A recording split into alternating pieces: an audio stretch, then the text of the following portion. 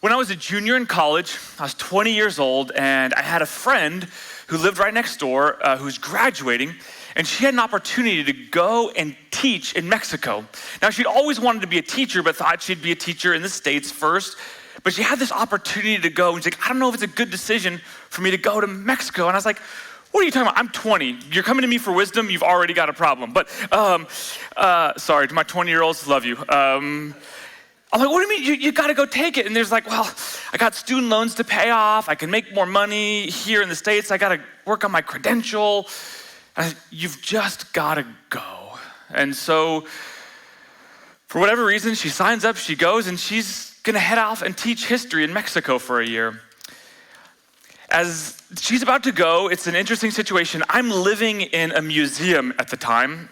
I know that doesn't make any sense. Long story short, I was an intern at a church, which means they paid me $50 a week. They could work me as much as they wanted, and the deal was I got housing out of it. And the only people in our house or in our congregation who had an extra bedroom for me had an extra bedroom, and they also had a museum in the upstairs because he was a history teacher. Weird, I know. The details don't make any sense. But before she left, she's like, I'm a history teacher, so I want to come and see the museum. And so right before she left for Mexico, she came up, and I said, you're driving all this way, at least let me make you dinner. I know what you're thinking. Hey, making dinner, it's not what you think. I decided I was going to make quesadillas, refried beans out of the cans, and serve them on paper plates. Now, my host family said to me, Kyle, when you serve dinner on a paper plate, you're not gonna get the girl. And I said, I don't want the girl. She's a friend, I just want her to go to Mexico. She and I will live happily ever after separately. And they're just like, yeah, whatever. So she comes over, we have dinner, we go and we do a tour of the museum upstairs, and then at 9:30 we walk out. I walk her to her car to say goodnight and say goodbye forever. 2 hours later, we're sitting inside on the couch, and I'm declaring everything short of my undying love for this woman. And she responds, just think how she may respond to this. She responds, and I quote, with, exactly. Not a word, not an indication, not a this is weird, this is awesome, just silence. And then she walks back to her car and drives away. Nothing. What the heck do I make of that? You see, in this moment, there's this gap of information, and I've got to figure out, how do I interpret the gap? Is the silence like, get me out of here, you're crazy? Is it, I'm so overwhelmed, I love you so much, I can't put it into words? Is it, this is weird and creepy, and why'd you wait till the day I was gonna go, and now I don't know? But how I interpreted in the gap revealed what I really believed about this young woman, and really revealed what I believed she thought about me. And I tell you this silly story to make a serious point, and that's this.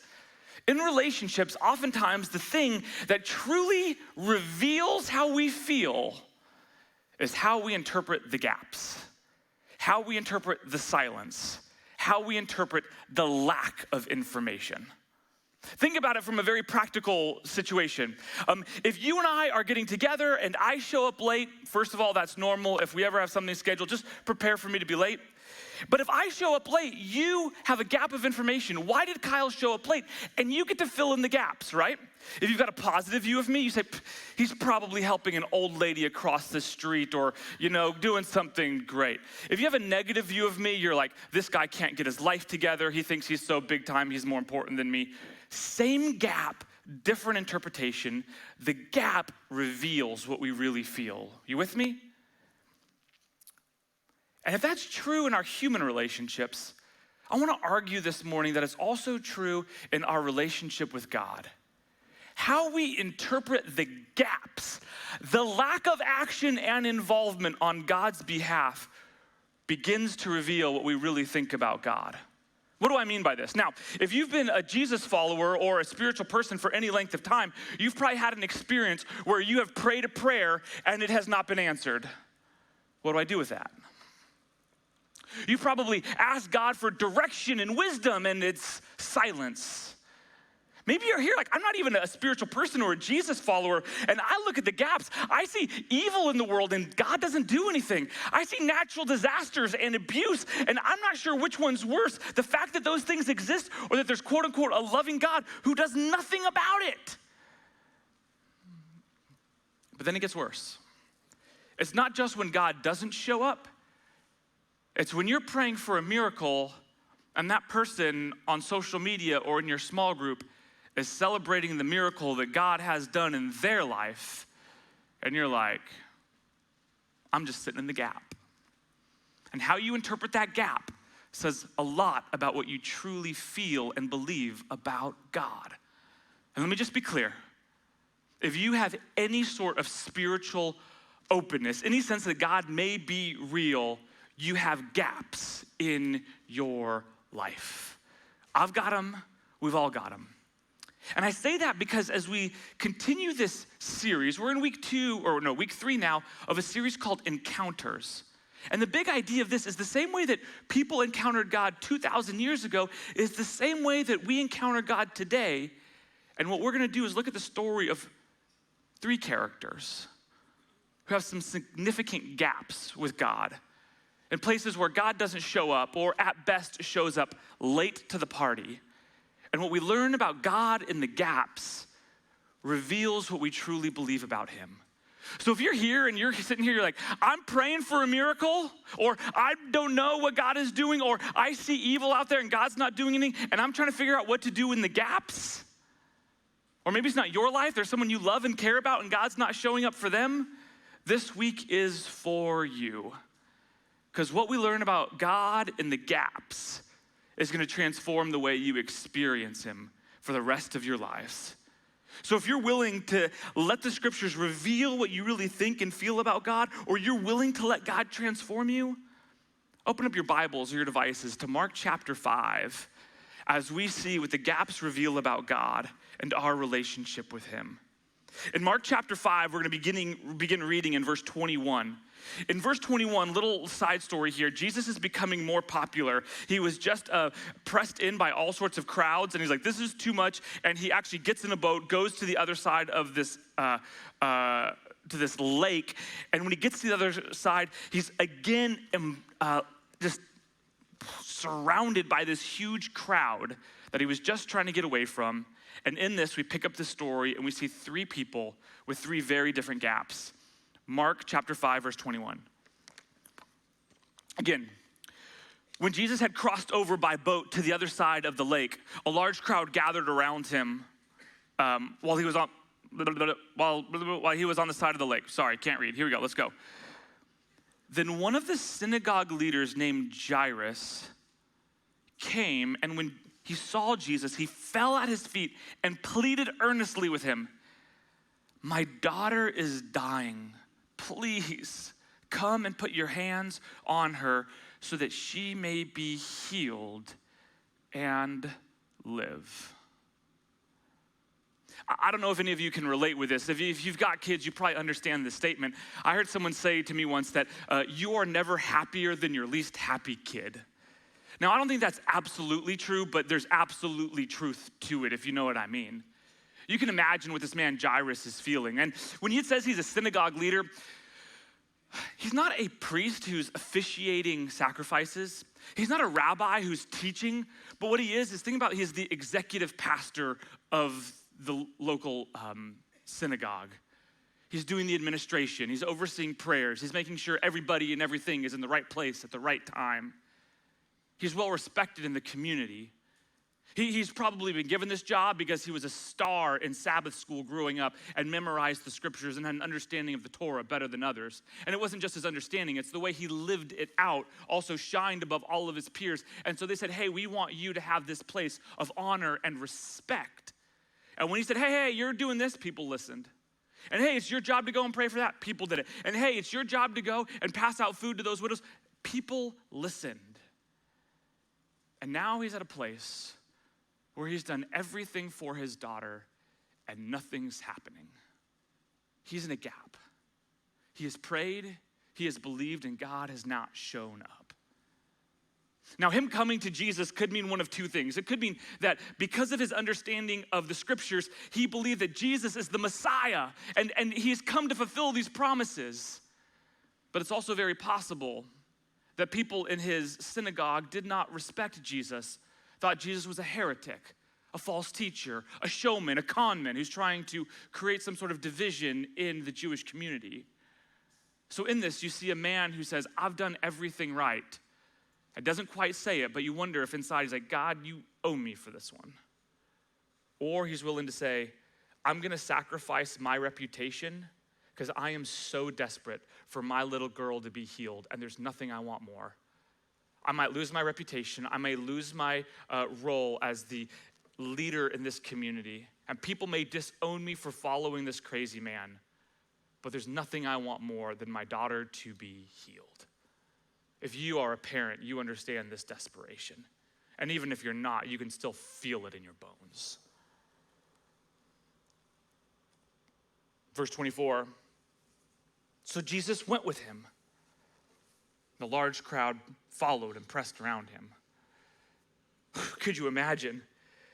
Jairus has been waiting, and all of a sudden he goes and he begs Jesus, and Jesus says, yes, I'll go with you. I'll see your daughter. I'll heal your daughter. Could you imagine the relief in Jairus' heart knowing that his precious little 12-year-old girl finally has hope?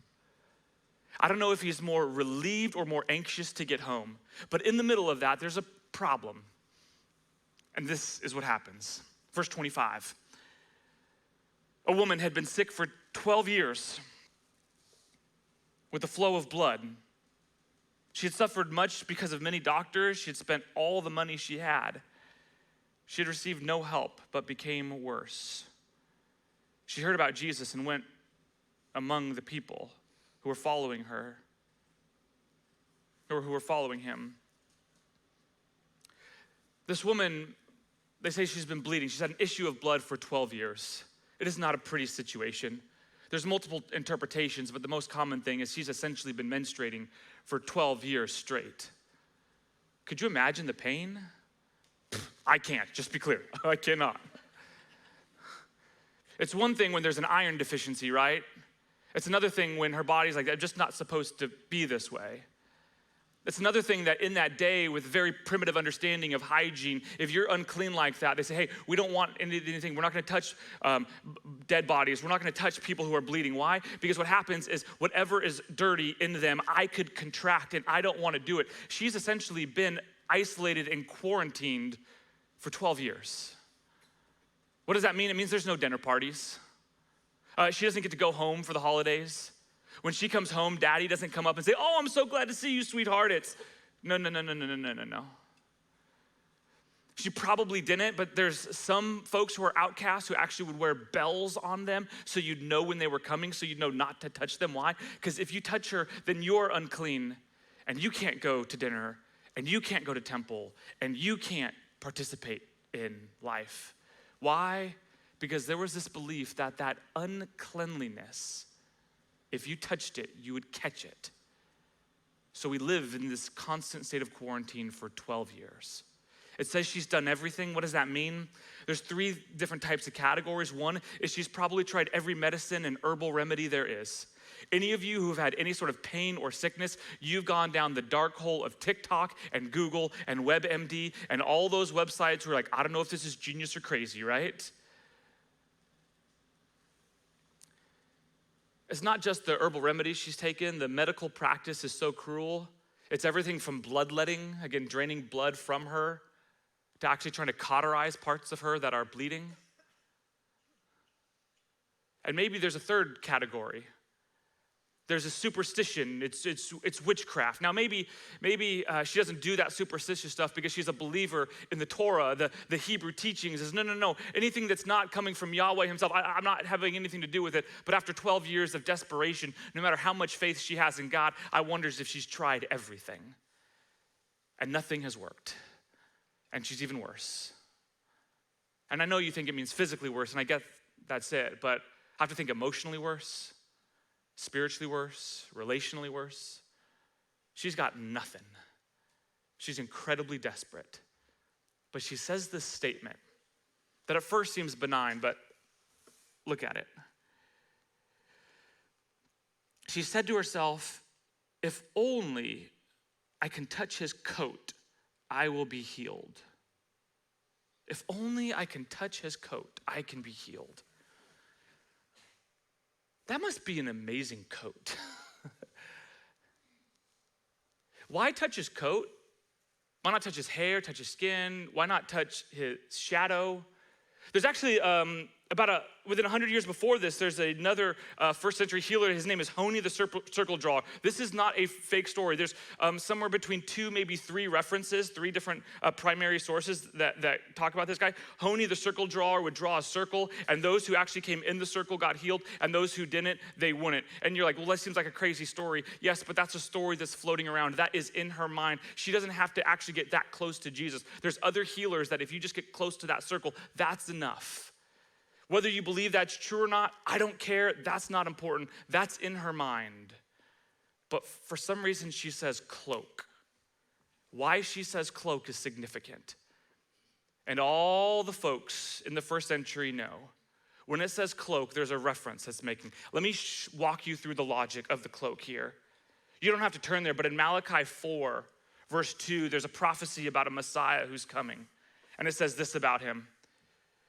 Let me first read it. We'll read it in 2 different translations. We'll read it the NIV first. It says, but for you who reveal my name, the Son of Righteousness will come and rise with healing on its rays. Rays of sun. It gets translated differently. This is the ESV. There's a reason I'm going somewhere with this. Stick with me. Again, but for those of you who fear my name, the Son of Righteousness shall rise with healing in his wings. What is this word? This word rays, it also gets translated as wings. It's essentially, it could be in his covering. Here's how it's interpreted in this day and age. All of the rabbis would wear something called a prayer shawl. Again, essentially a big robe that you'd wear. Imagine a Snuggie, but not nearly that comfortable. You would have it and you would cover it up. And then at the end of it, what every rabbi would have, or every religious leader, they'd have these little tassels that would come off of it. And these tassels were actually a symbol of their commitment to faith. So essentially what she's saying is, if I can just touch these tassels, is all I need. Why does she believe it? Because she's desperate and nothing else has happened? Maybe. But here's something you've got to see about this woman. And when you see this thing in this woman's heart, I hope it encourages you. She has this deep faith that what God said in his word would come true. She believes the story of a God who loves enough to send a Messiah to heal. And what does that belief cause her to do? It causes her to come out of hiding, to press through the crowds, to jeopardize being ostracized by everybody she touches in this crowd. She reaches out and touches it, and this is what happens. Verse 29, at once, the flow of blood stopped. She felt in her body that she was healed of her sickness. At the same time, Jesus knew that power had gone out from him. He turned and said to the people, who touched me? His followers said to him, so Jesus, how do we say this nicely? There's people pushing on you from every side. You're essentially in a mosh pit. Everybody has touched you. Why do you ask who touched my coat? He looked around to see who had done it. The woman was filled with fear when she knew what had happened to her. She came and got down before Jesus and told him the truth. He said to her, daughter, your faith has healed you. Go in peace and be free from your sickness. Pause, quick, time out. We've got to put some things together here. We have to wrestle with the humanity of someone who's been suffering and tried everything for 12 years. we have to wrestle with how does she still have this faith to believe? And we've also got to wrestle with the genius of Jesus. Friends, there's these moments where I want you to see the genius of Jesus and let yourself be overwhelmed by it. Jesus could easily have walked by and done nothing and said nothing. She could have been healed. No one needed to know. Why does Jesus stop and make it public? Let me read into the gaps for a minute. I think Jesus knows that everyone knows that this woman is publicly unclean and untouchable. And when he stops and says, I see her, what Jesus does by affirming the healing is not only heals her body, but heals and restores her community with everybody else. All of you who are afraid that she's here, don't be. All of you who are afraid you're unclean, don't be. All of you who are like, you can't invite her to dinner anymore, sign her up, send her the Evite because she's clean and she can do this now. Jesus could have easily ignored and walked in, but Jesus says, I care more about just the physical healing. I care about restoring you to the community who has ostracized you.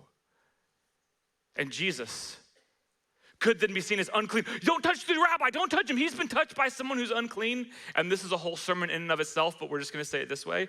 This is the beauty of Jesus. He says that the thing that you think makes you unclean, nothing is more powerful than the cleansing power of Jesus. He is the spiritual bleach. Whatever he touches, completely and totally cleansed and transformed. And the power of his cleanliness is more powerful than any unclean thing in the world. It's a whole nother sermon, but we don't got time for it.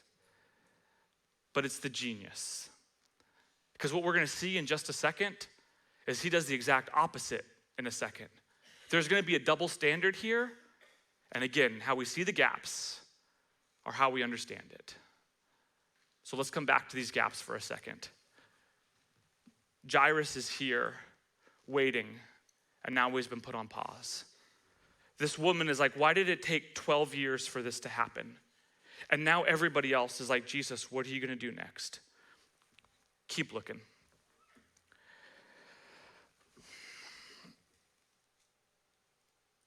Verse 21. Oh wait, that's not right. Oh, that's not it. Here we go. Verse 35, here we go.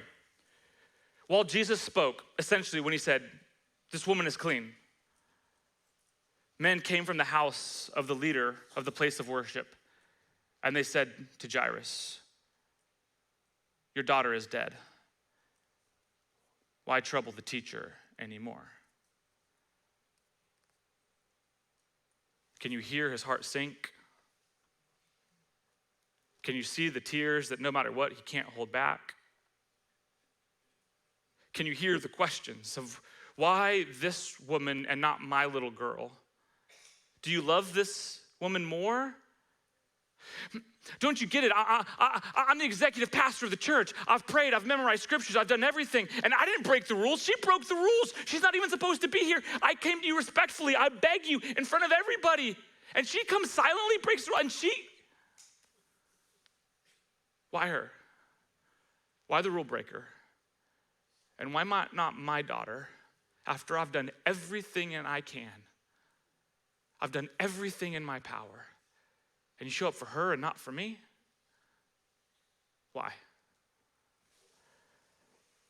It's unfair. It's a double standard. This is one of the gaps that humanity wrestles with God. Jesus heard this.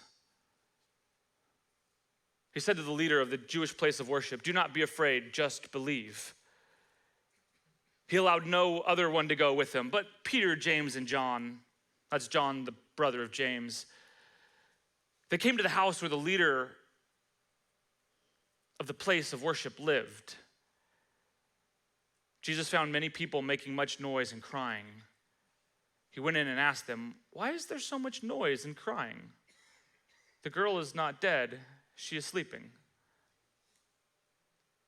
To which everyone's like, what? In this day, the moment that someone dies, there's a practice of mourning. Mourning is the practice of getting all the things that's on the outside out, all the things on the inside to the outside. They would hire mourners who would come and wear mourning clothes. They would rip their clothes. They would throw up dust. They would sing. So everyone knew The funeral was there. Everyone in the community knew that she had died. And that is why there's already people there mourning. And Jesus says, no, why are they here? And they're like, Jesus, you really need a nap. you don't get it. Like, she's dead. And he's like, no, only asleep. And they're like, huh?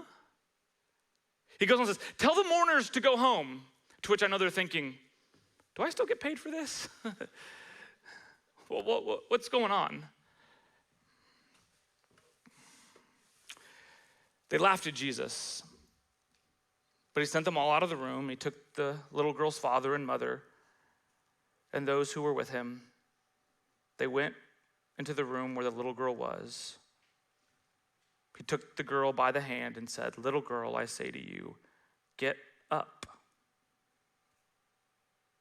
At once the girl got up and walked.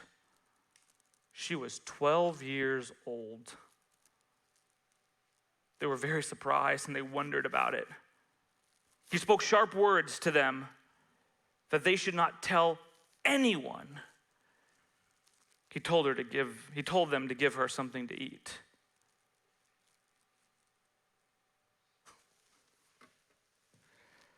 Jairus comes home to a dead daughter after he just watched this other woman get healed. He's there and he's got to attend to his own grief of his daughter dying, but now he's got to attend to his wife, who you can only imagine how she's feeling. And he's like, get everyone out. Except for mom, dad, and you three knuckleheads. Come on. Grabs her by the hand. Says, little girl, get up.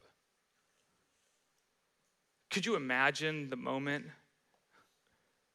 Her eyes begin to flutter. Her breath goes. Could you imagine the way it takes the breath away of mom and dad and wondering what's going on? Wait, this isn't possible. Maybe she was only asleep. Maybe we jumped the gun. Maybe this. But here's what I love about Jesus.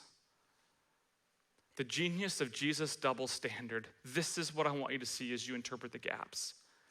For this woman with the issue of bleeding, publicly tell everyone why this 12-year-old girl, they're for sure connected. The author writes as though they're connected. This 12 years, it's totally connected. Why is there doing it? Why would Jesus say nothing about this 12-year-old girl and everything about this woman? Why? Do you know what it's like to be a 12-year-old girl? The height of insecurity and self-consciousness.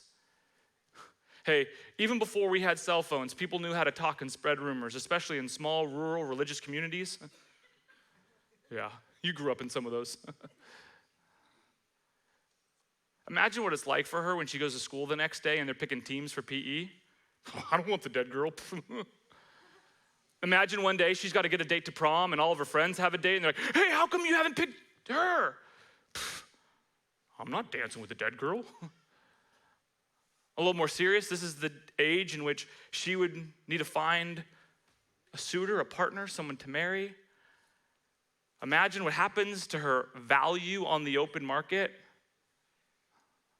Jesus says, I know how messed up the world out there is. I know the gossip. I know the way women are treated. She doesn't need any more challenges in her life. This one is just between you and me and these three knuckleheads. Why bring the three knuckleheads in? If Jesus wants it to be a secret, why not leave them outside? I wonder if maybe, just maybe, Jesus knew that this wasn't going to be the first time someone was dead and raised back to life. He knew that down the road, he would die on the cross, and no one would believe that a dead person came back to life.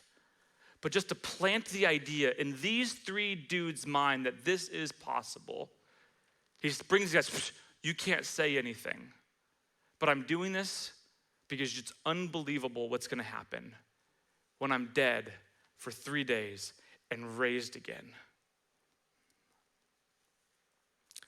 Some of you, like Kyle, make sense of all of this is going on. Let me just say a few things about this.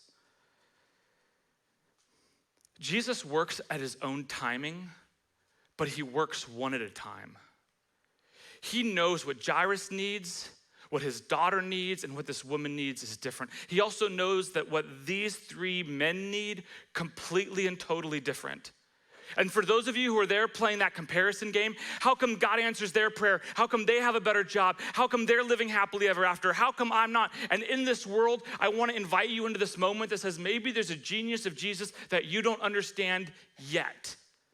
And it's okay to be upset. It's okay to mourn. It's okay to be like, God, where have you been? That's okay.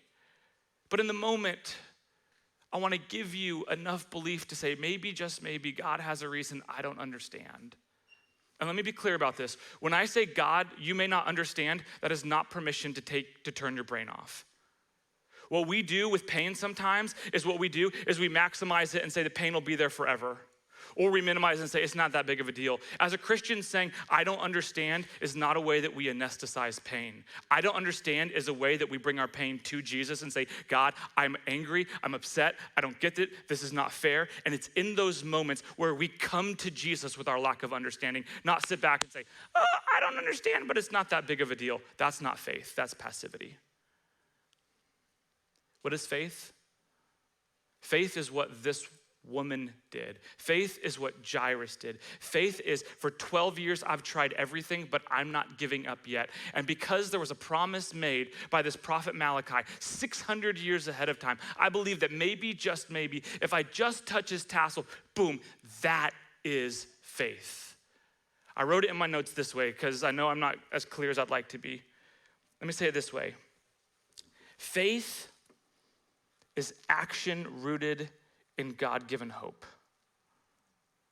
Faith is action written in God-given hope. Faith says, in the gaps, when I don't understand it, I'm gonna take a step, not because I'm convinced it will work, but I will take a step because I know who God is. And that step could be, I'm gonna reach out for healing, or the step could be, I'm gonna reach out in frustration, but either way, I'm reaching out to Jesus. Passivity is not faith. Cognition is not faith. Faith is always rooted in action. But sometimes it takes a while. Some of you are in a place where you're like, I don't know if I could wait 12 years. And some of you are in a place, well, Kyle, I've been praying for this miracle for more than 12 years. And my family is still this, my body is still that, and I still don't understand this other thing. Man, if it was only 12 years, I wish that was it. Let me say something about this thing about hope.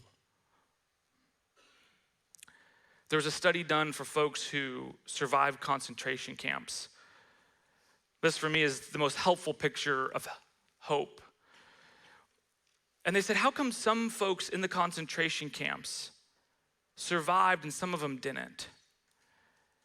It said this, it said the folks who didn't survive had one of two beliefs. They either believed, I'm never getting out of here.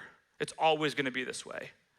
They lost hope, they lost the will to live, they lost their lives. The other folks who didn't make it are those who said, we're gonna get out of here, it's gonna be real quick. By the end of the weekend, end of the month tops, it's gonna be done. That was me at the beginning of the pandemic. It's fine, 2 weeks, no problem, I can do this. Those who believe we'll never get out or will get out soon, never made it. The ones who made it were the ones who said, we're gonna get out, but it's gonna be a very long time. And for some of you, that's the word of hope that you need in your gap this morning. It's gonna happen, but it's gonna be a long time.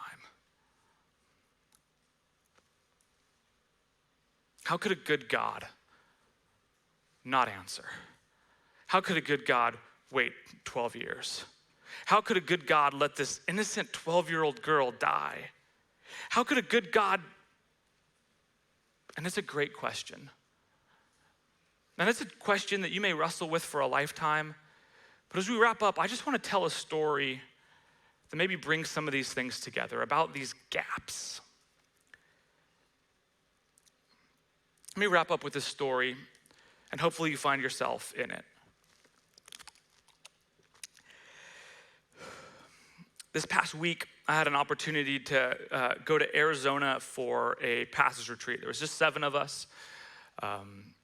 It was a lot of sitting around a fire and sharing about what's God doing, the awesome things, the challenges. And every time I'm in these places, I just need you to know, every time I talk to other pastors, I'm like, I'm the luckiest dude in the world.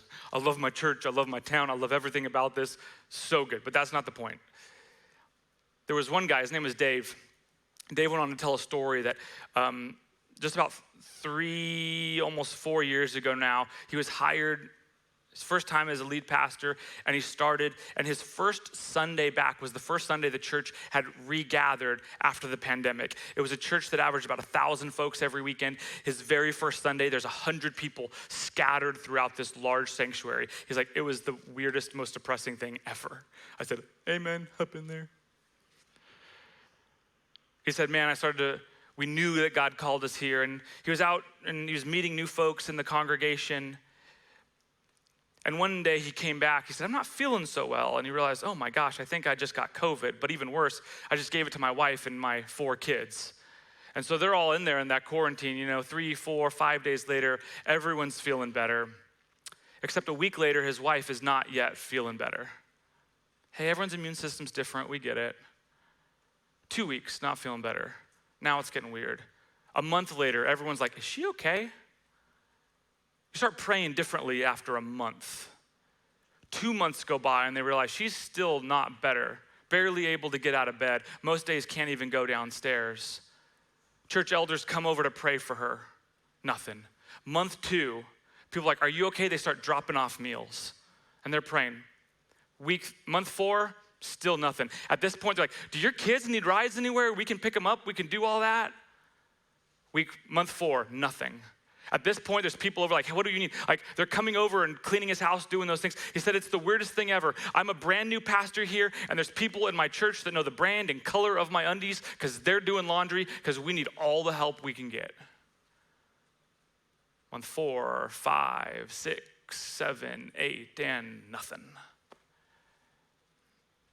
8 months of trying to raise 4 kids, transitioning to a new city in the pandemic, trying to meet this new congregation in a meeting. He gets a call and he's like, I usually don't do it, but I looked down and I saw it. I get this call and it's my wife. When I answer, I'm like, how are you doing? And she's like, I can't explain it. What do you mean I can't explain it? She said, remember our friend Sarah, who's the missionary down in Argentina? Yeah, the wonderful one who's kind of a little crazy, but we love her anyway. Yeah, that one. She called me. She was like anxious. She's like, God called me, told me to pray for you. So she prayed for me. And then it was weird and she had to go and she hung up and all of a sudden, and in that moment, I just felt something change. Well, it changed. He said, I felt God healing my body. He's like, dude, what does that feel like? That's never happened to me before. She said, honestly, not only was it like this disease was coming out of my body, but it was like it would leave, but then come back in and leave again. And she goes on to say, this is the part that I didn't expect. She said, not only did it feel like the sickness was leaving my body, but it also felt like the trauma was leaving my body. You know those things that we talked about that other folks didn't know about? Those things started leaving my body. And they'd come back in, and then they'd leave. They'd come back in, and then they'd leave. And then once that was done, I walked downstairs, and I felt fine. For the first time there, I actually went downstairs and I didn't know if I felt good, so I ate some food and I felt fine. He's like, what do we do? He's like, I don't know. We have all these gift certificates from people who've been paying for food. Let's do that. Let's go out to dinner. Okay, I feel fine. At the end of that dinner, that celebration, he's there with his wife and they don't know what to do. They're like, well, God just healed my wife. He's like, what do you want to do? And she said this is totally a true story. She said, I want to go to the grocery store. Huh? She says, I just want some semblance of normal back in my life. And I look at Dave, I say, Dave, how do you feel after all that waiting? Why this prayer answered and the other one didn't? Why, how, and all this? He's like, I don't know. I said, Dave, you must feel like $1 million, like you are God's favorite, like God is the best. He said, yes, I feel that way. But he wanted to say, but I've also have 2 kids that are sick. Different issues. He said, I got 2 girls who in the last 3 months have been taken to the hospital in the middle of the night. We didn't know if they were gonna make it. My teenage girls. said, Dave, how do you stand in front of a congregation on Sunday and talk about the goodness of God when this is going on? How do you make sense of a God who says, I'll heal this person and win and all this? And I said, how do you make sense of all of this? And he said this, and friends, this is the piece I want you to understand, because there's always gonna be gaps. There's always gonna be questions. There's always gonna be, and that is part of the human experience. And I don't want you to run away from it. I want you to jump into those gaps and experience the grace and genius of Jesus, because this is what Dave taught me. He said, if I believed that God did what I wanted him to do, how and when I wanted him to do it, he wouldn't be God, he'd be a genie. He said, I have this mental picture. If God is, he said, I know it's weird, he says, but if God is my fist and God is in front of me and I wanna go wherever God goes, and I'm gonna say, God, let's go and heal this person over here. And if God goes, we'll go, but if he goes this other way, we'll go this way. Hey, God, let's do this homeless outreach in our community here. If God says go, we'll go. When I have this, I have a God that I follow. But when I believe that God is here and I tell God, God, go do this, and expect him to do it. God, do this, and I expect him to do it. He says, I no longer have a God, I have a genie, and I believe I'm the one in control. He says this, he says, I am more convinced of the goodness of God, and I am more in need of the goodness of God every day of my life. He says, guys, I almost didn't come on this retreat because I was so afraid of leaving my girls home alone and leaving their mom raising these 4 amazing teenage kids who have all of these other issues. He says, I got a call. He says, my wife spent 5 hours doing doctor's appointments today. And here I am on a retreat in another state. I don't know what to do with that. But he did this. And this is my hope and prayer for you. He saw a God who was so close and so near. He said, I will follow that God wherever he leads. And I don't get to be God. And when God does a miracle, I say thank you because I don't deserve it. And when God doesn't do a miracle, I beg and ask him to do it, and I wrestle with him when he doesn't do it. But in every aspect of that, I just want to see God, be close to him, and follow him wherever it may lead. And I don't know where your gaps are, but this is how we encounter God. There are moments of miracles where you shout hallelujah, but the majority of our experience as followers of Jesus are like Jairus, who've tried everything and his daughter's not healed. It's 12 years of, is this ever gonna happen? Is it, God, why is this double standard? So much of our experience of God happens in the gaps, and it feels like he's saying and doing nothing. And this is where we encounter God. So I don't know where you are this morning, but I just want to invite you to bow your head, close your eyes, take a deep breath, and just ask yourself, where are you? Where is God and where are the gaps?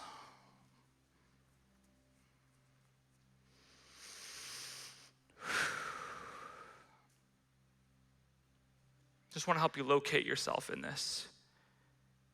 If you're here this morning and you resonate with Jairus and you just feel desperate for God to do a miracle in your marriage, in your body, in a loved one, in our nation, in the world, and you're like, I am here, I am desperate. God, I need you to show up now. I need it quick. If that's you, will you just raise your hand just between you, me, and Jesus? I see you. The heart of God sees you and sees your pain. He says, come and fall on your knees before him. Maybe you're here and you feel like that woman. You're like, I've been praying forever and I don't know if this prayer is ever gonna be answered, and I don't know what to do with unanswered prayers. If that's you this morning, will you just raise your hand? Yes. Yes, I see you all over the place. Though God may feel far, know that he is there.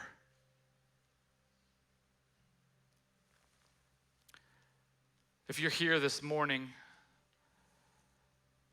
and you feel like Peter, James, and John, and you've seen God do amazing things, and your heart just wants to say hallelujah for the miracles he's done in your life, in your family, in the world, and just as a way of celebration, you just want to say, I've seen God close the gaps and do those miracles, and I just want to worship him from the bottom of my heart right now. Will you just raise your hand? Wow, more hands. God, we come to you and we all have a unique experience. We struggle with your timeline, but help us experience you one at a time.